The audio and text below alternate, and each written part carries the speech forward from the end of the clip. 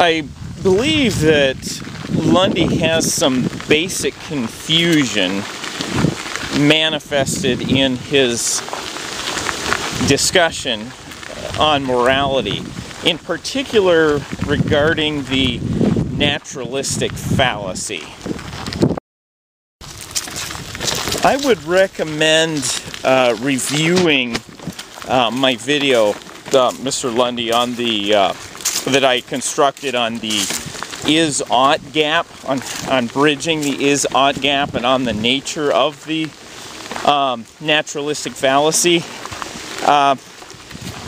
You may not quite understand or grasp that one cannot jump from a descriptive statement to an imperative or prescriptive statement. You cannot do that logic. When you're trying to develop what appears to be an objective morality out of maybe a subjective situation, that's not the same thing as really making an imperative out of a descriptive situation. You cannot do that logically. The naturalistic fallacy remains. So you can't. It doesn't matter whether you appeal to Sam Harris or Wisdom in Nature or anyone like that. You simply cannot jump. You cannot bridge the gap with logic anyway. Not with the tool of logic. Maybe with in some other manner, but not logically. You cannot jump from any kind of a descriptive situation, whether it's how a group of humans may observe or follow certain moral rules. So, like as an anthropological lesson, that won't get you to a normative or an imperative or a prescriptive statement or injunction. So, whether or not one can effectively call morality objective or subjective really has nothing to do with bridging the is-ought gap. That's something that cannot validly be done through logic as we understand logic. Another indication that perhaps you've misunderstood the naturalistic fallacy is that when you refer to different groups of animals that may behave in a certain manner and what we can learn from that, I think that misses the point. We can certainly learn a lot of things from nature, but the question is, what's the moral criteria that you're going to use to select which behaviors are correct, morally correct, and incorrect? So those criteria you cannot derive from nature. So that's really the foundational jumping off point of the discussion is those criteria, and that you cannot derive that from nature through the logic, through the mechanism of logic. You can, perhaps there's another way that you could go about that, but not with the tools of logic.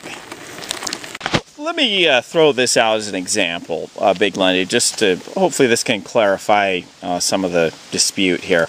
Let's say we find a group of people, an anthropologist goes in to study this group of people. Fascinating. They live on average 20 to 30 years longer than the rest of the average of humanity. So the current average is 65 or 70 years of age for the whole world's population. This particular group lives quite a bit longer, easily 100 and over. And so they go in and they try to decipher what it is about their lifestyle that makes them so healthy or gives them this longevity, this observable longevity. Well, they go in and they discover certain factors about their diet, and they proceed to formulate a list of the foods that they partake in and those which they abstain from. And now, what has the anthropologist done in this scenario? That's not providing a moral imperative. It's describing what a particular group does, and it's stating what happened, that they, i.e., that they lived longer. It doesn't provide a prescriptive or a normative statement about how anyone should actually carry out their existence in terms of their diet, in terms of a moral imperative for their. However, you might have a moralist, a moral philosopher, come along and say, well, this study would apply to those who are a certain group of people who really desire to live long. Now, that would be an example of subjective morality. Another person could say, you know, everyone must do this. This is an absolutely objective rule that we ought to change our diets this way so that everybody may live longer. Okay, so the first example, we have an improper subjective extension of the state of affairs, trying to go from an is to an ought. In the second case, the latter case, we have an example of an attempt of an objective extension from an is to an ought. But both are invalid. One is a subjective extension, the other is an objective extension, and they're both incorrect because you cannot derive an ought or moral imperative from an is or a state of affairs or description of a state of affairs. So I hope that clarifies things a bit, and I certainly look forward to talking further with you about this, BigLundi. Thank you very much. Bye-bye.